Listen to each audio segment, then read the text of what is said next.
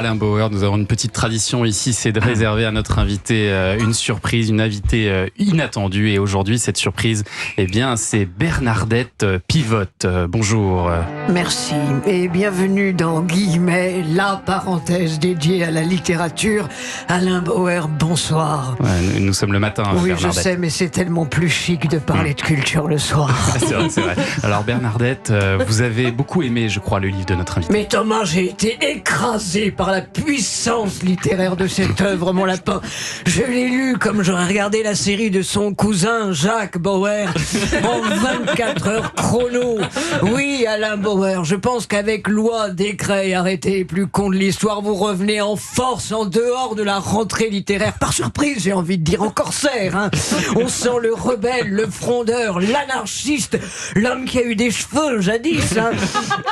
Et on est très loin du sosie de Super Mario que nous avons dans le studio. Et moi, avec cette lecture, eh bien, j'ai senti une urgence, j'ai senti un besoin immédiat. Oui, les toilettes sont au bout du couloir. Oh non mais Thomas, vous allez m'interrompre comme ça souvent, monsieur Isle. Franchement, si c'est pour débiter des fadaises vulgaires, je disais urgence, car ce livre était nécessaire. Et moi, j'ai entendu un cri. Ah, le cri d'un homme terrassé par l'absurdité des règles et des lois. C'est le dernier jour d'un condamné, cet ouvrage, ou alors plutôt le dernier jour d'un damné con, j'ai envie de vous dire. Si je puis me permettre, ce calembour. Alain Bauer, c'est Zola qui accuse, c'est Rosa Parks qui tient tête, c'est Mbappé contre le PSG. Enfin, voilà. Entre ici, Jean Moulin, entre ici, Alain Bauer. Il y a toute l'ineptie d'un monde cloisonné par la bêtise bureaucratique là-dedans. Oui, bah dites donc, c'est vrai qu'au-delà du catalogue amusant, vous dénoncez la bêtise de certaines institutions. Mais oui, mais cet ouvrage n'est pas, comme vous le disiez tout à l'heure, Thomas, dans l'open space, le genre de bouquin très sympa qu'on aime feuilleter aux toilettes. Franchement. Attendez, je vous permets pas de dire ça. Moi, j'ai des bouquins très instructifs dans mes toilettes. Eh ben déjà, je suis ravi que vous ayez des bouquins. Hein. En plus, ce matin, vous étiez persuadé que Alain Bauer allait vous chanter Cargo de nuit en live dans le studio.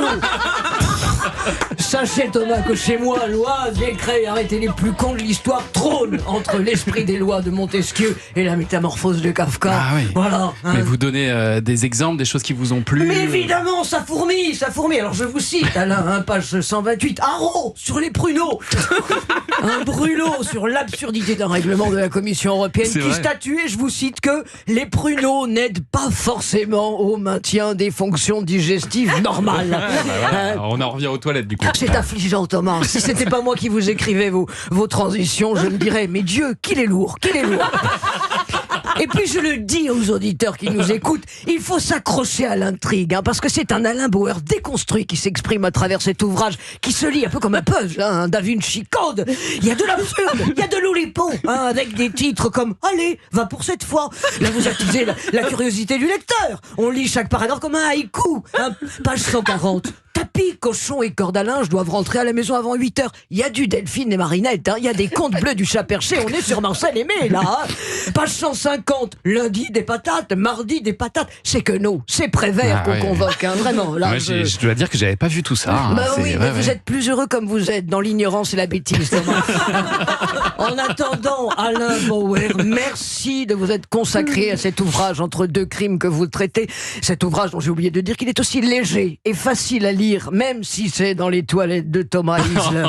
Merci Bernardette Pivote. Bernardette, pardon. Et avec surtout plaisir. merci et bravo à Antonia de Rennes. Mais oui, c'était moi. C'est magnifique, hein. Ce personnage est magnifique, on l'aime beaucoup. Hein. Faut qu'elle revienne, Bernardette. Quelle analyse de Elle votre texte, Alain reviendra. Bauer, ça a dû vous Magnifique. toucher. Hein. Non mais je pense pour l'Académie française. Eh bien, écoutez, une réflexion j'ai pas vient encore de- l'âge requis, mais je vais